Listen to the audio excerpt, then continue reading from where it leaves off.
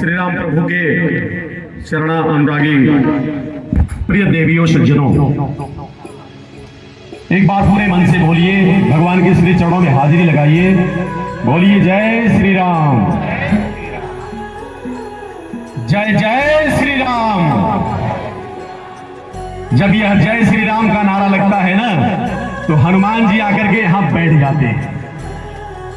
आज बड़ी खुशी हो रही है आप सभी की संख्या को देख करके और इस दिव्य पांडाल को देख करके, जो पूजनीय दीदी जी और आप सभी श्रद्धालुओं के बीच में एक कमी महसूस हो रही थी। कल हम लोगों ने बड़ा दुख जाहिर किया इस बात को लेकर के, और कथा समाप्ति के पश्चात पूरी कमेटी इस बात पर मनन चिंतन कर रही थी कि पांडाल को नीचे कैसे लाया जाए, श्रद्धालुओं के करीब कैसे दीदी जी को लाया जाए। इसके लिए सारे कमेटी के साथियों ने, नगर पंचायत के कर्मचारियों ने और टेंट वाले भाइयों ने मिलकर के यह अवसर हम सभी के बीच में लाने का काम किया है, और ये सब प्रभु की कृपा से हो रहा है। आज आपकी उपस्थिति भी, मैं आपके उपस्थिति को प्रणाम करता हूं, मैं आपके सौभाग्य को प्रणाम करता हूं, क्योंकि ये आपके का जो सौभाग्य जागृत हुआ है वो प्रभु के विशेष कृपा के चलते जागृत हुआ है। अगर उनकी कृपा नहीं होती तो आप यहाँ नहीं होते, और जिन पर उनकी कृपा नहीं है वो नगर में होते हुए भी अभी यहाँ नहीं है। यहाँ पर वही लोग आ सकते हैं जिस पर भगवान प्रभु श्री राम की विशेष कृपा होगी। आप लोग सौभाग्यशाली हैं। दीदी जी,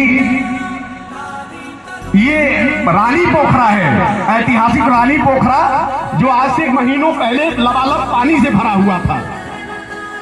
पूरे देश में 49 स्टेडियम है, किसी स्टेडियम का दर्शन इसमें से 5 लोग भी नहीं किए होंगे, लेकिन नगर पंचायत अध्यक्ष प्रतिनिधि श्री विजय कुमार गुप्ता जी के वजह से और उनकी पूरी कमेटी की मेहनत की वजह से आज ये रानी पोखरा स्टेडियम का स्वरूप धारण कर लिया है। इस पे भगवान श्री राम की विशेष कृपा है, और उनकी कृपा होती है ना तो गूंगा बोलने लगता है, लंगड़ा दौड़ने लगता है, और घर में सोया हुआ भी व्यक्ति दौड़े हुए कथा पंडाल में शामिल हो जाता है और भगवान के श्री चरणों में स्थान बना लेता है।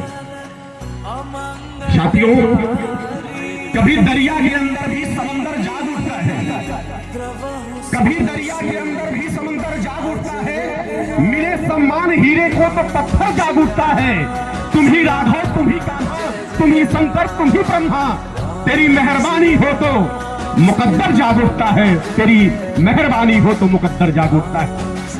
दीदी जी, मैं आपके चरणों में बस ये कहते हुए कि एक कुम्हार अपने चाक पर मिट्टी का बर्तन बना रहा था, पत्नी घर से निकली, पूछी क्या कर रहे हो?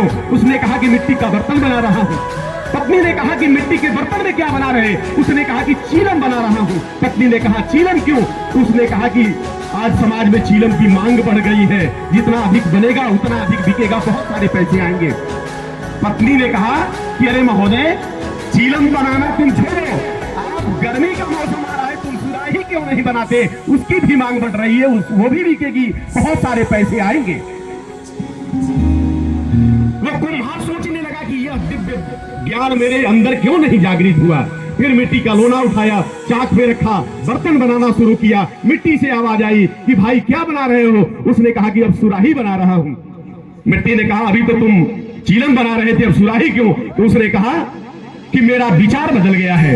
और जब कुम्हार ने कहा कि मेरा विचार बदल गया है, तो उस मिट्टी से आवाज आई कि तुम्हारा तो केवल विचार बदला है, तुमने तो मेरा इस विचार से जीवन ही बदल के रख दिया है। चीलम बनती, आग भरी जाती, खुद जलती, दूसरे को जलाती, अब सुराही बनूंगी, जल आ जाएगा, खुद भी शीतल रहूंगी और दूसरे को भी शीतलता प्रदान करूंगी। देवियों सज्जनों, चीलम जैसे समाज से आप सुराही जैसे व्यक्तित्व पूजनीय दीदी जी को बुला करके वो अवसर प्रदान किया है कि आप मानव के इस सुराही रूपी शरीर में भगवान श्री राम के कथा रूपी अमृत जल को भर करके जो शीतलता प्रदान करने के लिए काशी विश्वनाथ की धरती से पूजनीय साध्वी ऋचा मिश्रा जी की गौरवशाली उपस्थिति, एक बार बड़ी तालियां बजा करके इस माटी पर इनका सम्मान एक बार पूर्ण करें। और कुछ विशिष्ट श्रद्धालु जो चल करके हमारे बीच उपस्थित हैं, जो पूजनीय दीदी जी से आशीर्वचन प्राप्त करने के लिए हमारे बीच उपस्थित है, मैं निवेदन करता हूं कि आप क्रमशः फूलों की माला लेकर के आए और दीदी जी से आशीर्वाद प्राप्त करें। उनमें